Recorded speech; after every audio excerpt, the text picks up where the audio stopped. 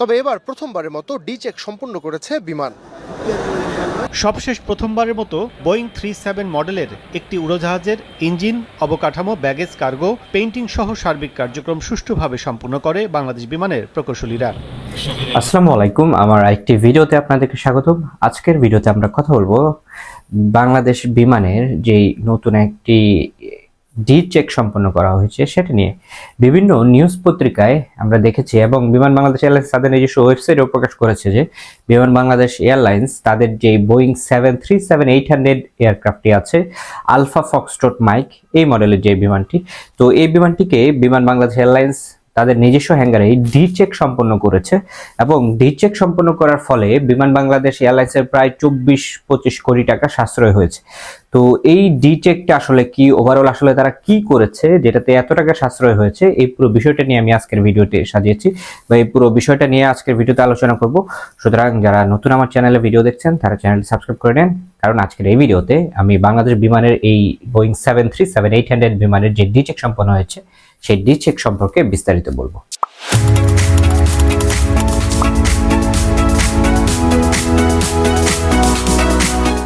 ওকে, তো ডি চেকটা আসলে কি? তো একটি এয়ারলাইন্স পরিচালনা করার সময় এয়ারলাইন্স গুলোর কিন্তু রক্ষণাবেক্ষণ করতে হয়, এটা আমরা অনেকেই জানি। তো এই রক্ষণাবেক্ষণগুলোর কয়েকটি ধাপ আছে বা বিভিন্ন ক্যাটাগরি আছে। সেটির শেষ ক্যাটাগরি বা সবচেয়ে হেভি মেইনটেনেন্স যেটা, সেটাকে আসলে ডি চেক বলা হয়। তো ডি চেক মানে বুঝতে পারছেন, এর আগে আরো 3টি চেক আছে, A check, B check, C check, তারপরে হচ্ছে ডি চেক। তো আমি এখন আপনাদেরকে একটু আইডিয়া দেই যে এই লাইন মেইনটেনেন্স অথবা A check, B check, C check এগুলো আসলে কি, তারপর আমি ডি চেকে আসতেছি। তো লাইন মেইনটেনেন্স বলতে আমরা বোঝাচ্ছি যে প্রতিদিনের যেই রুটিন রক্ষণাবেক্ষণ সেটি, যেমন ফ্লাইটের আগে বা পরে উড়োজাহাজের বিভিন্ন বাহ্যিক অংশ, উড়োজাহাজের যে সেন্সর আছে, ভেন্ট আছে বা টায়ার, লাইট ইত্যাদি আসলে পরীক্ষা করা হয়। এগুলোকে প্রি ফ্লাইট ইন্সপেকশন বা পোস্ট ফ্লাইট ইন্সপেকশন বলা হয়। মানে উড্ডয়নের আগে কিছু পরীক্ষা করা হয় এবং উড্ডয়নের পরে কিছু পরীক্ষা করা হয়। এছাড়া ইঞ্জিনেরও কিছু পরীক্ষা করা হয়, যেমন ইঞ্জিনের অয়েল, ইঞ্জিনের হাইড্রোলিক, এগুলো পরীক্ষা করা হয় এবং কেবিনের ভেতরে জরুরি যে সিস্টেমগুলো আছে, জরুরি যে সরঞ্জামগুলো আছে এগুলো যাচাই করে। তো এটা আসলে রেগুলার বা লাইন মেইনটেনেন্স বলা হয়। এরপরে যে চেকগুলো করা হয় এটাকে এ চেক বলা হয়। তো এই চেকটা নরমালি 8 থেকে 10 সপ্তাহের একটি চেক। নরমালি একটি বিমান 200 থেকে 300 ঘন্টা ফ্লাইটের পরে এই চেকগুলো করা হয়।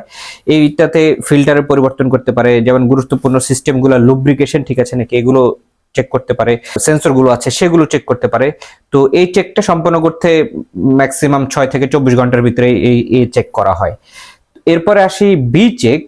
বি চেকটা হচ্ছে আরেকটু হেভি চেক, যেটা আসলে প্রতি 6 থেকে 8 মাস পর পর করা হয়, যেটা করতে প্রায় 1 থেকে 3 দিনের মতো সময় নেয়। তবে বর্তমানে বিভিন্ন এয়ারলাইন্স কিন্তু এই বি চেককে এ চেকেরই অন্তর্ভুক্ত করে ফেলেছে, এখন আসলে আলাদা করে আর বি চেক করা হয় না। তো এরপরে আমরা চলে আসি সি চেকটা আসলে কি। সি চেকটা হলো আরেকটু হেভি চেক, যেটা 18 মাস থেকে 2 বছর পর পর করতে হয়, যেটা সম্পন্ন করতে প্রায় 3 সপ্তাহের মতো কিন্তু সময় লেগে যায়। এই চেকটাতে বিমানের বিভিন্ন অংশ বিশেষ করে পরীক্ষা করা এবং মেরামত করা হয় এবং সি চেকের জন্য প্রায় 6000 ওয়ার্কিং আওয়ার্স প্রয়োজন হয়। তো ইঞ্জিনিয়াররা এটার যেই স্ট্রাকচারাল চেকগুলো আছে বা কাঠামোগত যে পরীক্ষাগুলো সেগুলো করে, এটা যে ফিটিংস এবং তারের যেই বিভিন্ন ধরনের কানেকশনগুলো আছে এগুলো চেক করে। এছাড়া এটার যে oiling system, filtering system, hydraulic system এগুলো সব আসলে চেক করে। তো এই সি চেক প্রতি 18 মাস থেকে 2 বছর অন্তর অন্তর ঘটে এবং এটা কমপ্লিট করতে কিন্তু 3 সপ্তাহের মতো টাইম লাগে।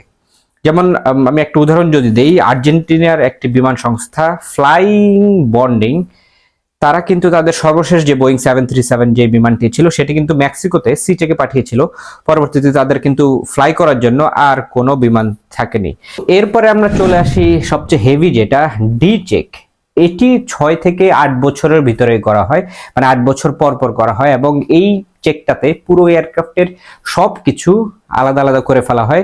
চেয়ারগুলো খুলে ফেলা হয় কেবিন থেকে, ইঞ্জিন খুলে ফেলা হয়, তারপর হচ্ছে যদি কেবিনের চেয়ারগুলো খোলার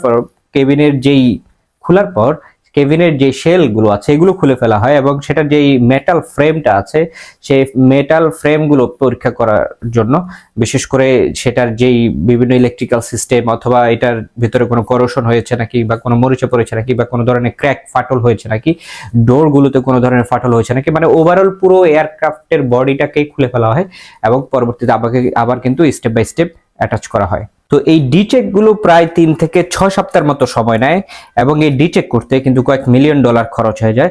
একবার এটি সম্পূর্ণ হলে বিমানটি কিন্তু প্রায় একটি পুরোপুরি ব্র্যান্ড নিউ বিমানের মতো হয়ে যায় এবং এটাতে অনেক ধরনের মডিফিকেশন এবং টেকনিক্যাল যে রিপেয়ার থাকে এগুলো করা হয়। তো কোনো এয়ারক্রাফটের যদি এরকম 2 থেকে 3 বার ডি চেক সম্পন্ন করা হয়, সেটি কিন্তু একেবারে নতুন এয়ারক্রাফট কেনার মতো কিন্তু খরচ পড়ে যায়। তো আপনারা বুঝতে পারলেন যে বিমান বাংলাদেশ এয়ারলাইন্স তাদের যে বিমানটিকে ডি চেক করেছে সেই ডি চেকটা আসলে কি। তো বিমান বাংলাদেশ এয়ারলাইন্স এর আগে মানে 1995 সালের পর থেকে তারা এই এ চেক বাদে বি চেক, সি চেক এবং ডি চেক তারা অন্যান্য বিভিন্ন থার্ড পার্টি যেই এমআরও অর্গানাইজেশন গুলো আছে সেগুলোতে তারা এই চেকগুলো করিয়ে নিয়ে আসতো। সেখানে কিন্তু অনেক টাকা খরচ হয়ে যেত, বিমানগুলো কিন্তু বাইরের দেশে পাঠানো হতো এবং সেখান থেকে ওই চেকগুলো করিয়ে নিয়ে আসতো এবং এই 3-4 সপ্তাহ বা 6 সপ্তাহ যেই টাইমটা বিমানটা বাইরে থাকতো সেটা কিন্তু আর কাজে লাগানো যেত না। তো এই প্রথম তাদের ইঞ্জিনিয়ারিং এবং ম্যাটেরিয়ালস ম্যানেজমেন্টের যে ডিপার্টমেন্ট আছে সেটি তত্ত্বাবধানে তারা এই পুরো এয়ারক্রাফটটির ডি চেকটা তাদের নিজস্ব হ্যাঙ্গারেই সম্পন্ন করেছে। তো এখন আমি বলবো যে এই পুরো ডি চেকটাতে আসলে তারা কি কি করেছে সেটা নিয়ে আলোচনা করি। তো বিমান বাংলাদেশ এয়ারলাইন্সের যে ইঞ্জিনিয়ারিং এবং ম্যাটেরিয়াল ম্যানেজমেন্টের যে ডিপার্টমেন্ট আছে তাদের নিজস্ব সক্ষমতায় এই 737-800 যে উড়োজাহাজটি আছে সেটিতে তারা HMV বা হেভি মেইনটেনেন্স ভিজিট C08 এই চেকটি সম্পন্ন করেছে এবং স্ট্রাকচারাল এবং যে ফুয়েল ট্যাঙ্ক আছে সেটিরও কিন্তু সফলভাবে মডিফিকেশন সম্পন্ন করেছে, যেটা আনুমানিক বলা হচ্ছে যে $2 মিলিয়ন ইউএসডি সাশ্রয় করেছে, যেটা প্রায় 24 কোটি টাকার মতো।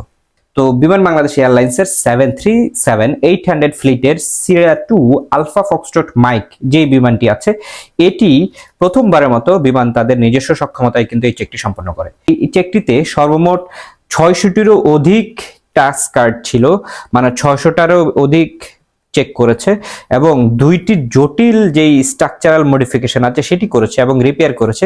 সর্বমোট 11টি মডিফিকেশন আসলে সম্পন্ন করেছে এই বিমানটিতে এবং 5 ফেব্রুয়ারিতে চেক ফ্লাইটের মাধ্যমে এই পুরো বিশাল কর্মযজ্ঞের সফল সমাপ্তি হয়। এটি আসলে বিমানের ইঞ্জিনিয়ারিং ডিপার্টমেন্টের একটা বড় সাফল্য ধরা যায়, কারণ তারা যে চেকটি করেছে সেটির মাধ্যমে এই বিমানটি নেক্সট 5 থেকে 6 বছর আর কোনো বড় ধরনের এরকম চেক প্রয়োজন হবে না, যেটি দিয়ে আশা করা যায় বিমান বাংলাদেশ এয়ারলাইন্সের এই বিমানটি নিরবচ্ছিন্নভাবে আগামী 5-6 বছর সফলভাবে উড্ডয়ন করতে পারবে। তো সিরিয়া 2 আলফা ফক্সট্রট মাইক বিমানটির কথা যদি বলি, এটি কিন্তু প্রায় 61,000 ঘন্টা এবং 35,000 ফ্লাইট সাইকেল কিন্তু সম্পন্ন করেছে। তো আপনারা বুঝতে পারতেছেন বিমান বাংলাদেশ এয়ারলাইন্সের খুবই বড় একটি সক্ষমতা হয়েছে, যেটি দিয়ে তারা বাংলাদেশেই এখন এই ডি চেক সম্পন্ন করতে পারবে এবং বৈদেশিক মুদ্রা সেটা সাশ্রয় করতে পারবে, যেটা আগে বিমান বাংলাদেশ বাইরে থেকে করাতো এবং সেখানে কিন্তু অনেক টাকা চলে যেত। তো বিমান বাংলাদেশ এয়ারলাইন্স শুধু যে বিমানেরই ফ্লিটের ডি চেক এখানে করবে সেটা না, এই সক্ষমতার মাধ্যমে অন্য কোনো এয়ারলাইন্সেরও কিন্তু আমরা এখন বাংলাদেশে এই ডি চেক সম্পন্ন করতে পারবো, যেহেতু এখন এই ডি চেক সম্পন্ন করার ক্যাপাবিলিটিস বিমান বাংলাদেশ এয়ারলাইন্সের আছে। তার মানে আমরা কিন্তু বৈদেশিক মুদ্রাও অর্জন করতে পারবো। অন্যান্য পার্শ্ববর্তী দেশের এয়ারলাইন্সগুলোর বিমানও কিন্তু আমরা এই বিমানের হ্যাঙ্গারে মেইনটেনেন্স যে এমআরওতে আমরা রিপেয়ার করতে পারবো এবং বৈদেশিক মুদ্রাও কিন্তু অর্জন করতে পারবো। তো এটাই হচ্ছে আমাদের ওভারঅল চাওয়া, বিমান আসলে নিজেরাই সক্ষমতা অর্জন করবে আস্তে আস্তে এবং তার পাশাপাশি বাইরের দেশের এয়ারলাইন্সগুলোকে সেবা দিয়ে কিন্তু বৈদেশিক মুদ্রা অর্জন করবে, যেটা বিমান গ্রাউন্ড হ্যান্ডেলিং এর মাধ্যমে করছে এবং বিমানের আয়ের অনেকাংশই কিন্তু এই গ্রাউন্ড হ্যান্ডেলিং এর উপরেই কিন্তু তারা আয় করে থাকে। তো এরপরে যদি তারা এই এমআরওতে টাকা ইনকাম করতে পারে তখন কিন্তু বিমান একটি খুবই লাভজনক প্রতিষ্ঠান হিসাবে দাঁড়াতে পারবে। তো এই হচ্ছে আমাদের আজকের ভিডিও। বিমান বাংলাদেশ এয়ারলাইন্সের এই সুখবরটি আপনাদের কাছে কেমন লেগেছে সেটা আপনারা কমেন্ট সেকশনে জানাতে পারেন। এছাড়া আপনারা আর কি ধরনের উন্নতি চান বিমান বাংলাদেশ এয়ারলাইন্সের সেটাও কমেন্ট সেকশনে জানাতে পারেন। নেক্সট ভিডিওতে দেখা হচ্ছে, ততদিন পর্যন্ত সবাই ভালো থাকবেন, সুস্থ থাকবেন এন্ড হ্যাপি ফ্লাইং। আপনারা যারা বাংলাদেশের ড্রোন পাইলট ট্রেনিং শিখতে চান আপনারা আমাদের একাডেমির সাথে যোগাযোগ করতে পারেন। আমরা basically drone pilot training provide করে থাকি।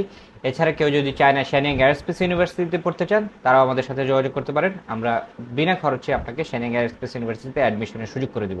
বিস্তারিত জানতে আমাদের দেওয়া হোয়াটসঅ্যাপটিতে যোগাযোগ করুন।